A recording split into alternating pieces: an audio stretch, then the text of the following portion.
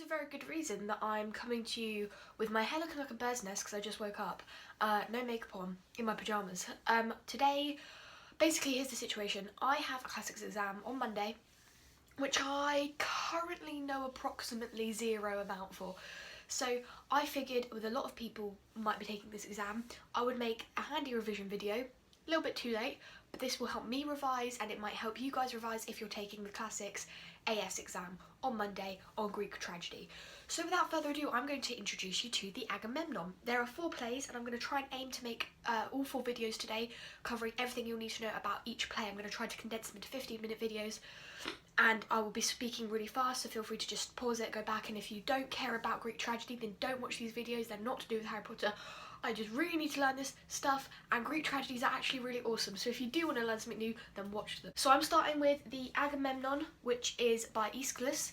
I'm going to go through first a quick potted down version of the plot, what happens in each choral ode or stasamon, what happens in each episode, what happens in the parados and the prologue, just to give you a complete story overview. In the prologue of the Agamemnon, we see the watchman sitting on the roof. He's been positioned there for a very long time, about a year, and he's waiting to see if there's a signal from Troy to find out whether they have won or not. As he's sat there, he's trying to keep awake and he starts humming to himself, and he starts thinking about how he just doesn't really like Clytemnestra's rule. He said that she manoeuvres like a man, which is kind of to do with all of the gender reversal that we'll see in this play, with Clytemnestra taking the male role. Anyway, he finally sees the beacon system and he starts celebrating, and he goes to tell his queen straight away.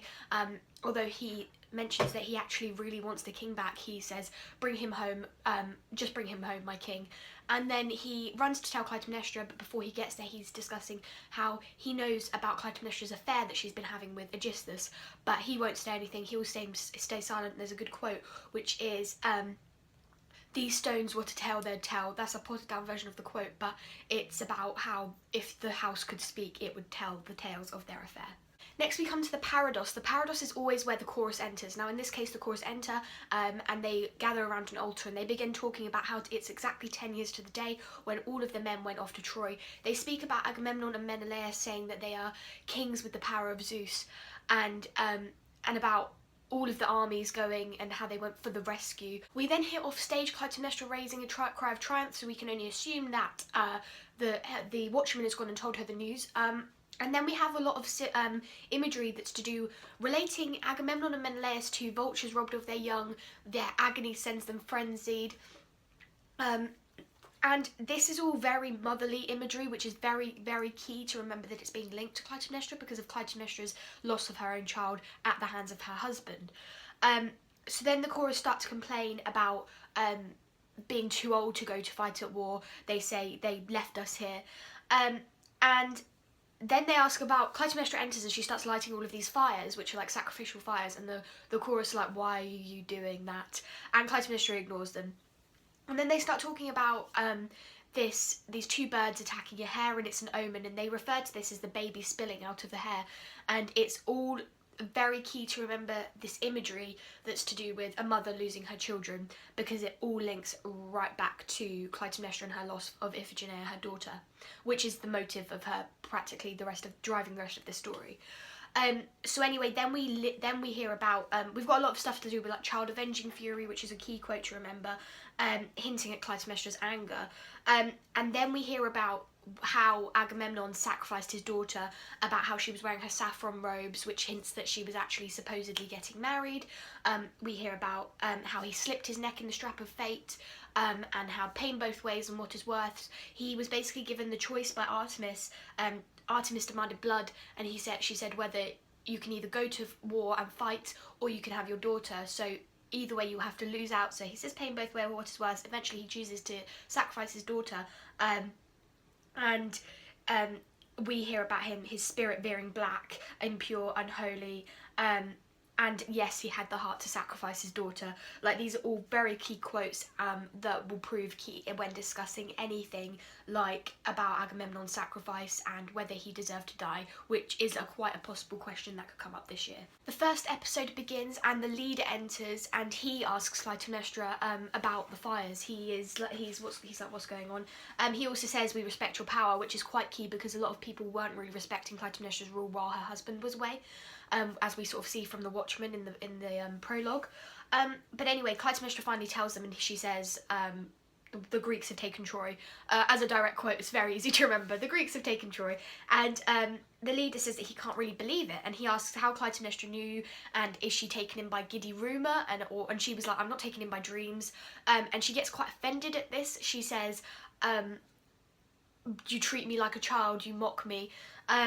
And so she explains her entire beacon system. All of her beacon points were put at places where they were linked to child death, which again reiterates how she's actually really mad about the fact that her daughter was killed. She talks about sort of the murderous straits of Euripos and the place where like her daughter was sacrificed and stuff like that. And anyway, she's taking a lot of manly power in this scene, which is really key to remember. She says, I ordained it all. She's taken manly power by creating this beacon system in the first place and then claiming it as her own. The leader doesn't seem convinced. She launches into this speech about how she can hear the cries and how she can see the people kneeling by the bodies of their dead. And after giving this completely unrealistic and ridiculous speech, the leader's like, spoken like a man, like he believes her entirely because of that. So it's like, okay, and then that's the end of the first episode. Now we move on to the first stasamon, or the first choral ode, and these are a lot more tricky to understand as they're written somewhat cryptically, and because they're choral odes, they do take a little bit of deciphering.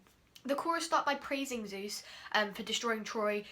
God does as God decrees, and a curse burns bright on crime. If the gods want to punish you, they will. That's what sort of the main thing is they're trying to get across there. They talk a lot about moderation and they say, give us the sense to live on what we need, and ruin plans at all. So these are all things about, they're sort of hinting at Agamemnon because Agamemnon has done the opposite of these and the gods are punishing people that do the opposite. They talk about how crime breeds crime and wealth won't protect you if you're unjust, again hinting at Agamemnon. There's a lot of sort of foreshadowing here. And they say that the true nature of a person is revealed when they're tested by the gods. And they give Paris as an example, however, we know that the true nature of Agamemnon was really presented when he was tested by Artemis. They talk about how Helen's dowry was death, so they talk a lot about the whole of the Battle of Troy and sort of the main cause of it being Helen and how Menelaus can't get over the loss of his wife. It says her curving images, her statues haunt him. He has bad dreams because he can't sleep because he misses his wife so much. So there's just a lot of talk about like the people side of Troy and like why Troy happened.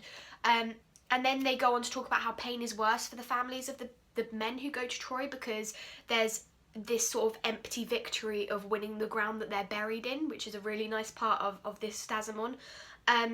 And then they talk about how this was all for another's woman, which is true. And then they sort of hint that the people aren't very happy with Agamemnon. It says the people's voice is heavy with hatred, which is a really key quote to remember when sort of deciding whether Agamemnon was a bad king or not, because the people, while the Watchman in the first in the prologue is like, just bring him home, my king, these people are like, nope, the people's voices are heavy with hatred. So, you know. And then they say that God takes aim at the one who murders many, and Agamemnon has literally just got back from committing mass genocide, so we can safely assume that the gods are probably not on Agamemnon's side right now. And then they pray for moderation again, and then they start to disbelieve Clytemnestra again by saying so gullible, and you know, whether it was just a dream, and rumours voiced by a woman come to nothing. So there's a nice little bit of misogyny for you at the end. Moving on to the second episode, the Herald arrives from Troy to confirm the news that they definitely won. And he's really happy to be home. He kisses the ground. He says that Agamemnon is amazing, and then goes on to talk about how Agamemnon destroyed all of the shrines to the gods while they were sacking the city, which is probably not a good idea because you don't want to piss off the gods that way. But anyway, the chorus then begin to hint that maybe things aren't 100% right at home, and but that's kind of just put to the side. And the herald begins to recall the misery of the war for ordinary people, because a lot of the time we see war presented just from the king's side, which is very different to what the ordinary men would be faced with. Although the herald thinks that Zeus is responsible for the victory, Clytemnestra sort of bitterly points out to the chorus that she was right and that her beacon system was correct, and like she's still really salty about the fact that they didn't believe her.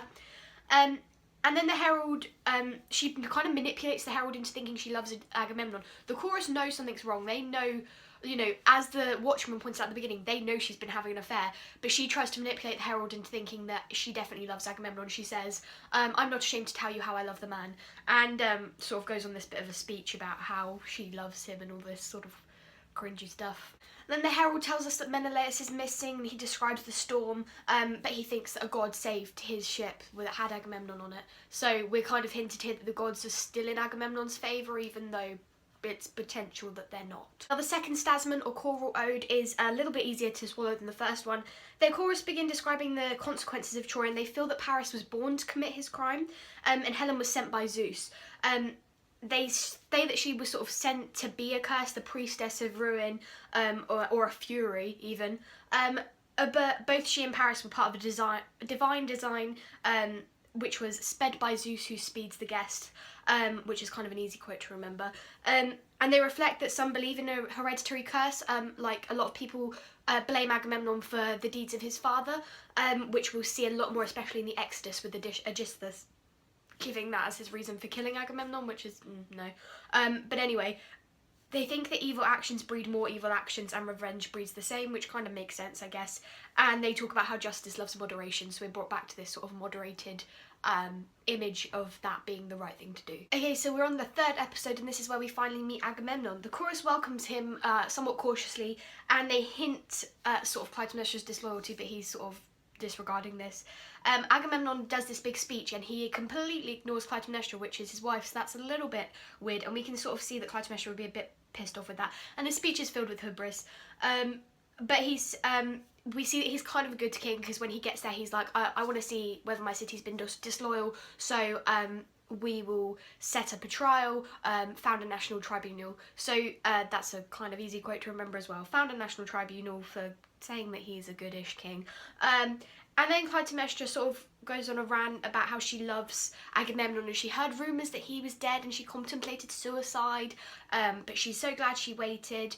And then she sort of mentions their child in a really surreptitious way. She says, by all rights our child should be here. Orestes, you seem startled, because he would automatically think, oh my god, she's talking about Iphigenia, the child that I sacrificed, but she's really talking about her son, sort of. So it's quite funny, but like she's sort of trying to hint, again, it's more foreshadowing that she's really not happy about the fact that her daughter was sacrificed, which is understandable, you know. Anyway, she's glad that he escaped the yoke of fate, and then she lays this red tapestry on the floor that was dyed red in the sea, and she sort of manipulates him into walking on it, because walking on it is an act of hubris, which is sort of against the gods. By committing hubris, you're saying that you're equal to them, or like putting yourself on the same level as them. It's a harder thing to describe, but he knows it's wrong, and she sort of convinces him to step on it. She's like, she says this quote, "The power is yours if you surrender all of your own free will to me." So that's her being very manipulative, as sort of to get him to walk on to the splendorous dyed red in the sea carpet. And anyway, he eventually does, and he says, let no god watch and strike me down with envy. So he knows that what he's doing by stepping on the carpet is wrong, but he still does it anyway because he's got too big of an ego to say no to that.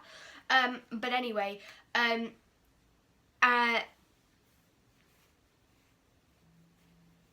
he then, as he steps out, behind him we see Cassandra, who's his spear bride, and he introduces her as the prize that he won at Troy. He says, "Gift of the armies, she follows me from Troy." So the armies gave him to, like, she was the best of them, so the army gave it to him as like a gift, which showed that the army really liked him. And he then is like to his wife, yeah, take her inside, conquer with compassion, welcome this stranger. So Clytemnestra's obviously a bit like, you serious? You're just giving me a second wife to look after. The third stasamon or choral ode is, again, a lot easier to understand. They basically, chorus begin to express some like a sort of fear about that something bad is about to happen. They say, terror beating down my heart. And they say that once a man does something bad, he's cursed. Or that once he's dead, which is kind of like saying, yes, he's cursed, that's it, really. They think that all of the things that Agamemnon did was such a long time ago that, like, hopefully he'll be okay, even though we sort of know that he's not going to be. And they begin to wish the gods didn't try to curb human excess, but they're really scared to intervene. So again, it comes back to this whole idea of moderation and how the gods want people to be moderate and not live in excess, and how the chorus are also kind of cowardly because they know something bad's going to happen, but all they can do is hint it and not really do anything to help. In the fourth episode, we see Clytemnestra try to manipulate Cassandra into going inside, but it doesn't work. Cassandra's a little bit too smart for that. But Clytemnestra gets angry and leaves, and Cassandra starts having these sort of weird visions, because Cassandra is a priestess, so she gets the power of Apollo inside her, and she starts screaming at Apollo, and the chorus are just like have no idea what she's talking about, and they're really confused, while Cassandra's having all these visions of Agamemnon being murdered, and there's a lot of yoke imagery, and the chorus just don't understand what she's saying, but Cassandra said she can see the Furies on top of the building waiting. They would be sort of like up on scenery wise, they'd be waiting on top of the building, and she explains sort of like what happened with Apollo and how, you know, she betrayed him, so now she's cursed to never be believed, like when she gives her her prophecies, etc., and her oracles. And anyway, then Cassandra tells them that Clytemnestra has killed Agamemnon, but the chorus don't think women are capable of that. And Cassandra's about to die, but she wants to go with honour, and she rips this like thing off her neck, the regalia, and she's finally wants to be free of Apollo, so she says, before I die I'll tread you, and then she stamps on the thing.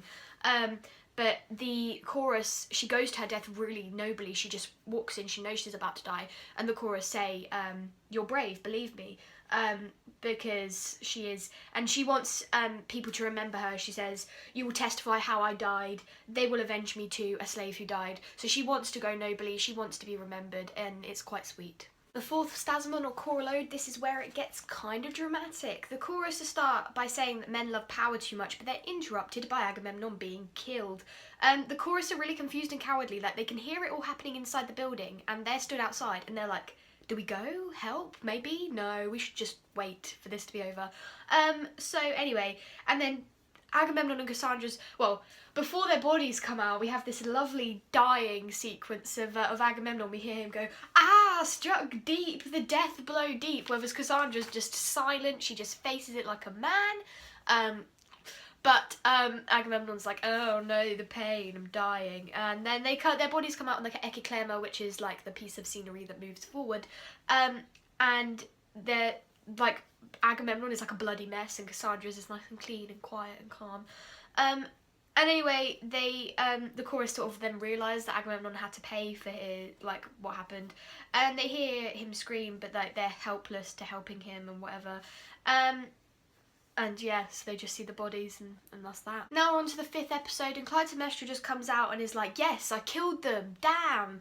And the chorus are completely appalled, and they claim that she must be mad and go into exile, because they just don't think any woman in their sane mind would be able to do this.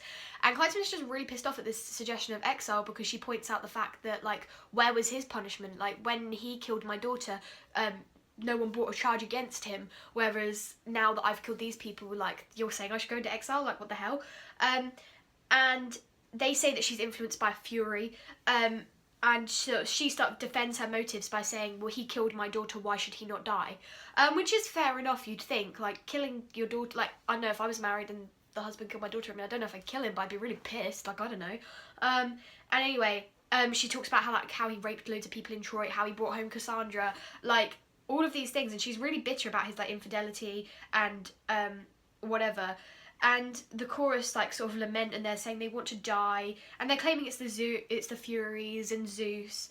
And anyway, and then Clytemnestra was like, hold on a second, I might get into a lot of trouble for this, the people won't like me. Yes, it was a Fury, I was completely driven by a Fury. And as soon as she's like, yes, it was the Furies. The chorus are like, nope, you're just evil. So that's interesting.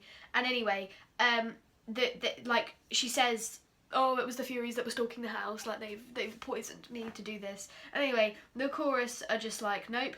And Clytemnestra is like, oh, I'll bury him, but I won't mourn him, and all this stuff. And so they're like, everyone is just really, like, the mood shifts so dramatically in this scene from being completely triumphant to them being kind of desperate, because she realises that while she was really, really happy with the fact that she killed her husband and his spear bride, then suddenly she's like, I'm going to get in a lot of shit for this. I need them to believe me that this was a Fury and it wasn't me, because I don't want to be exiled. So yeah. Finally, we're on to the Exodus. This is the last part, and Aegisthus enters. Now, Aegisthus is the guy that Clytemnestra has been having an affair with, and he comes in and basically claims that he did the whole thing. The reason he gives for, like, killing Agamemnon, he says he pays for the plot his father's hand contrived, so he brings it back down to this sort of, like, family hereditary thing, which is not a good reason for killing someone. If your dad messes up, you should not have to pay the price for that.